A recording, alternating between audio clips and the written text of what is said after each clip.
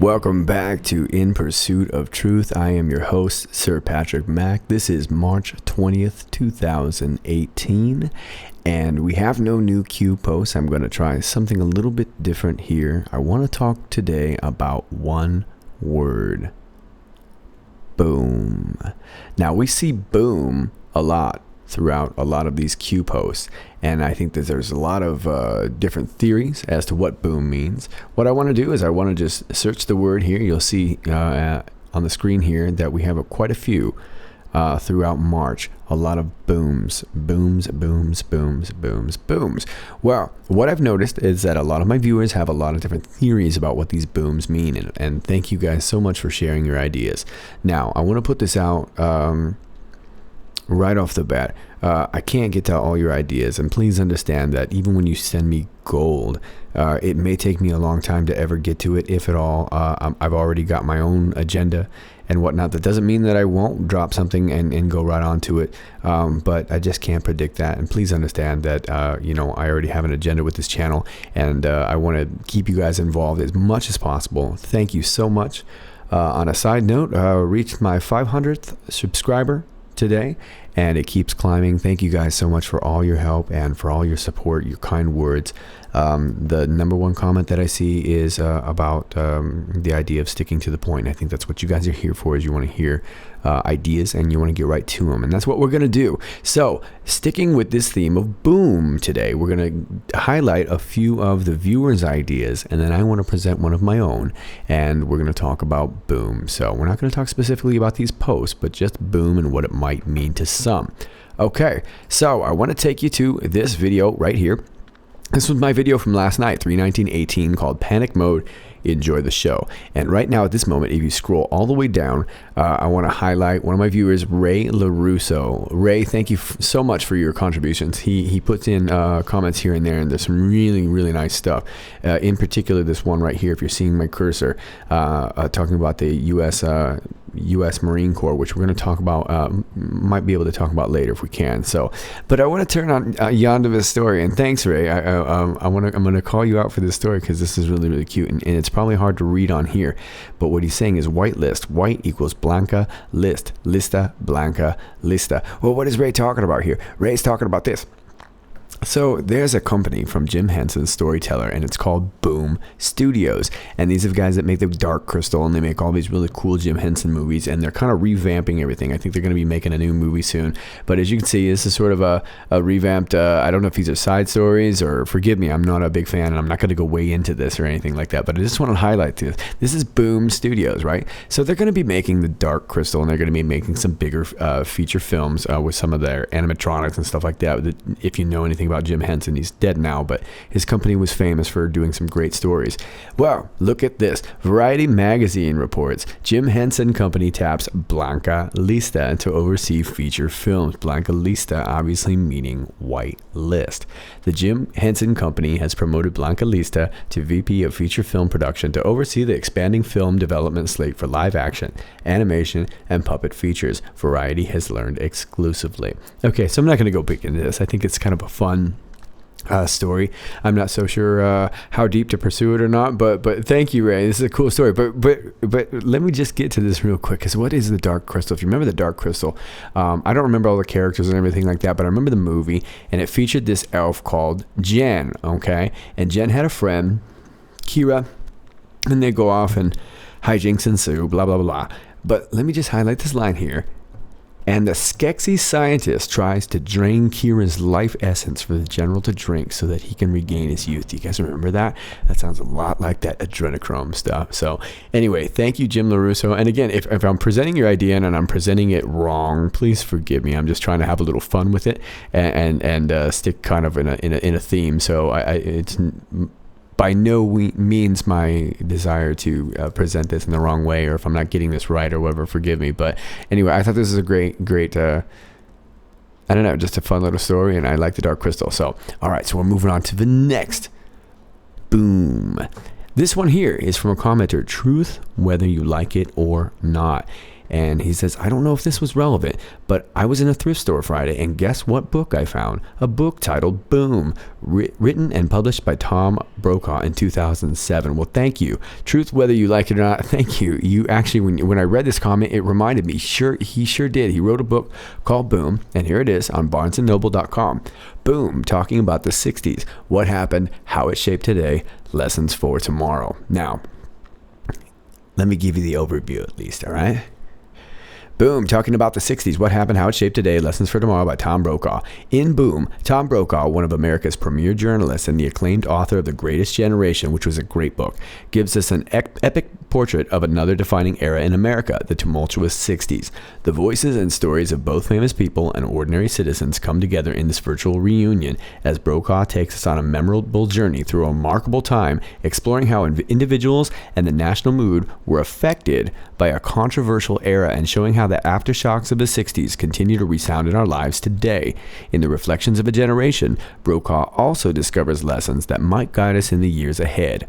Race, politics, war, feminism, popular culture, and music are all delved into here. Brokaw explores how members of this generation have gone on to bring activism and a 60s mindset into individual entrepreneurship, as we hear stories of how this formative decade has shaped our perspectives on business, the environment, politics, family, and our national existence. Remarkable in its insights. Wonderfully written and reported, this revealing book lets us join in these frank conversations about America, then, now, and tomorrow. Okay, so thank you very much for that comment. So there's another Boom theory. Now, this was the one that I actually jumped on. We are on the sun. And where's the date on this? July 25th, 2017.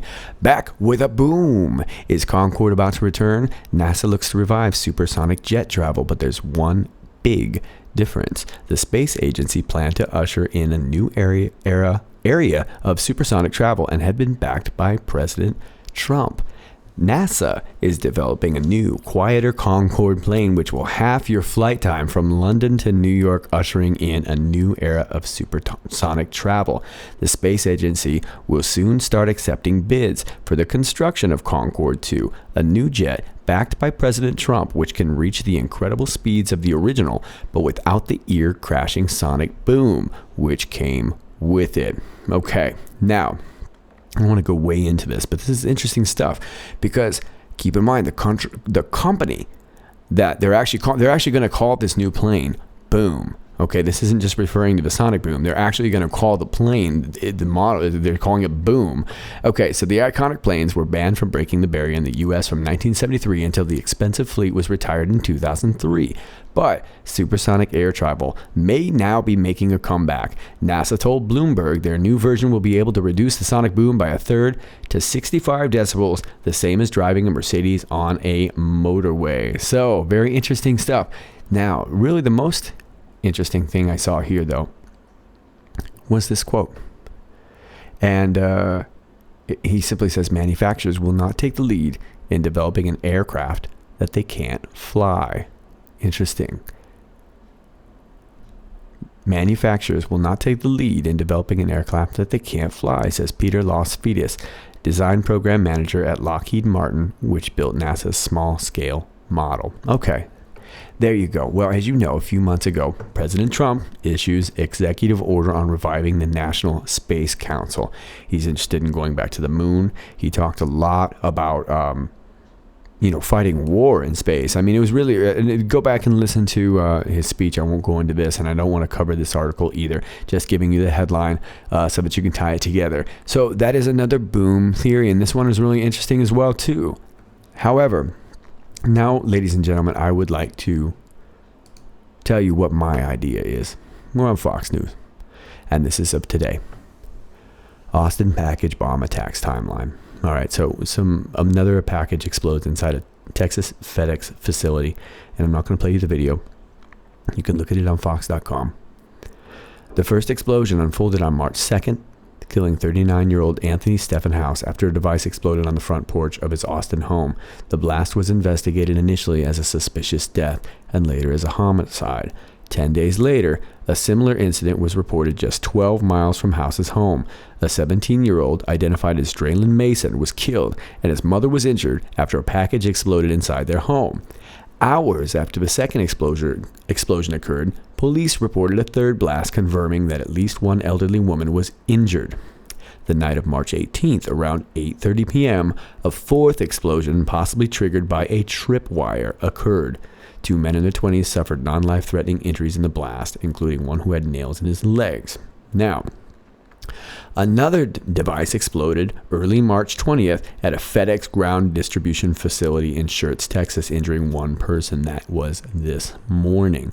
All of the explosions are believed to be linked, according to investigators, and officials said they were not ruling out any possible motives. Okay, so we've seen these bombs go off in Austin, and it's a terrible thing. The one thing that caught me was the tripwire. Now, this is just some people's theories, not necessarily my own, but we're in theories right now. Why are trips allowed? When he was talking about Snowden, he was saying, why would we allow travel, him to get through and this and that, but he used the word travel. He didn't use the word trips. Let's say it a little bit different. Why are trips allowed? Or what about why are trips allowed? Anyway, there's some theories about that, not necessarily my own, but related to the article. Well, things are heating up in Austin. Austin, incidentally, is the home of Alex Jones, where he hosts his Alex Jones show. Alex Jones has recently been banned from YouTube. There's been a lot of talk with Alex Jones. There's always a lot of talk about Alex Jones, and I'm not going to talk about him, but I am going to talk about this man who is also in Austin, Texas at this moment. This speech is from March 12th, but Sadiq Khan is the London mayor, and he is in Austin. This is his speech to South by Southwest, which is the music conference, which has grown into so much more.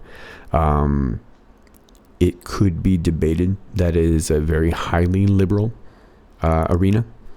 But let's face it, it's music, and I'm not going to get into all that.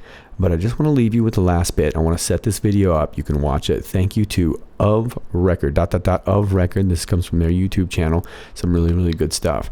Now, just a side note, Sadiq Khan is still in Austin as of today for a lot of other festivities and interviews and da-da-da-da. Now, to set up this video, Sadiq Khan has been talking about a lot of things, but he was just finishing up about talking about how he had received a lot of hate and even death threats on Twitter, and a lot of hate speech, and how we need to curb hate speech and this and that. And so he starts to allude to the fact that we need some censorship on the internet. Okay, and I'll let you watch the video for yourself, but I just want to leave you with this last little bit, and here you are. What happens when young boys and girls from minority backgrounds see this kind of thing on their timelines, or experience it themselves, or someone thinking about becoming a politician? And what about girls and women who are being driven from these platforms, reversing our long fight for gender equality? We simply must do more to protect people online. Social media platforms already have a legal obligation to remove content that breaks local laws. But this isn't always happening, or happening quickly enough. Facebook, Twitter, and other platforms are finally starting to react to the criticisms and are developing technology to make sure the reporting process becomes quicker and more effective, and I welcome this. But with the skills and resources these companies have at their disposal, I believe it's possible to go further and faster. What we need to see is a stronger duty of care so that social media platforms can live up to their promises to be places that connect, unify, and democratize the sharing of information, and be places where everyone feels welcome and... Okay, so there you go. Sadiq Khan talking about how he thinks that Facebook needs to democratize the internet.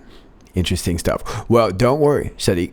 Facebook's on it. Facebook's in the news. This is Fortune magazine Top news, Facebook flurry. Mark Zuckerberg now $6 billion poorer after the Cambridge Analytica scandal caused Facebook stock to tank. Still hasn't come out and said anything about the affair. Meanwhile, things keep getting worse. Facebook hired auditors to check whether Cambridge Analytica really didn't delete millions of Facebook users' data as it claimed it did, only to see the UK authorities order those auditors to stand down. And now the New York Times reports that Chief Security Officer Alex Stamos, who has publicly stepped up to defend the company over the Cambridge Analytica affair, is heading for the exit due to disagreements with management over transparency regarding the Russian influence saga.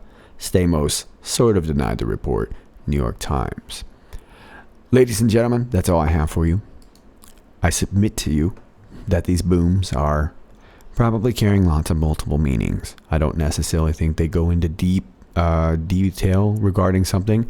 There are people that theorize, the numbers of the letters of the O's and this and that and this and that. Look, that's for people that are way smarter than I am. Okay? I just offer you this. I hope you liked this video. Just some theories kicking it out. If there's any new Q, I will of course be on it. And of course, any important news relating, I will be on it as well. Thank you so much for supporting my channel. Thank you so much for supporting everything that you do. Your own research, your contributions, your comments, it all helps. What also really, really helps is please click a like, subscribe, share if you have not yet already. The message is much more important than the messenger. As always, stay safe, stay sane, stay free. My name is Sir Patrick Mack.